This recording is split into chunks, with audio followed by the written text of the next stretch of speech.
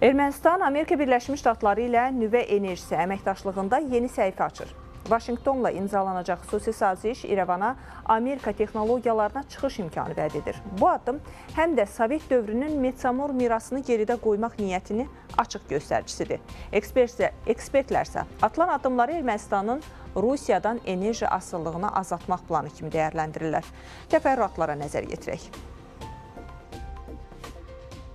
Amerika Birləşmiş Ştatları və Ermənistan nüvə enerjisi sahəsində əməkdaşlığa dair danışıqlara başlayır. Ölkə rəsmiləri arasında atom sahəsində dinc əlaqələr üçün 123 sazişinin bağlanması ilə əlaqədar müzakirələr aparılıb. Ermənistan Xarici İşlər Nazirinin müavini Robert Abisogomonyan nüvə enerjisindən təhlükəsiz istifadənin dövlətin əsas prioriteti olduğunu bildirib. İrəvan sözü gedən sazişlə bağlı Vaşinqtona bir neçə ay öncədən müraciət edib. Əldə edilən razılıq Ermənistana Amerikanın mülki nüvə texnologiyalarına çıxış imkanı vəd edir. Eyni zamanda ölkədə Sovet dövründən qalanlar yerinə ABŞ texnologiyasından istifadə edilməklə yeni atom elektrik stansiyalarının hazırlanmasına zəmin yarana bilər. Lakin ekspertlər verilən qərarlarla bağlı risklərin də göz ardı edilməməli olduğunu vurğulayırlar.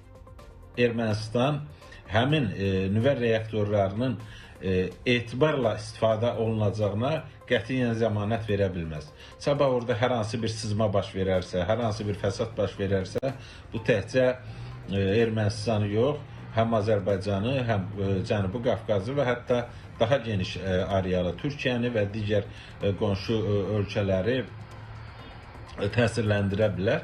Ona görə bu məsələlərə kifayət qədər ciddi yanaşmaq lazımdır. Ermənistanın baş naziri Nikol Paşinyan dəfələrlə bəyan edib ki, hazırda ölkənin əsas vəzifələrindən biri yeni atom elektrik stansiyası bloku tikməkdir. İndiki məqamda ölkənin 123-cü sazişə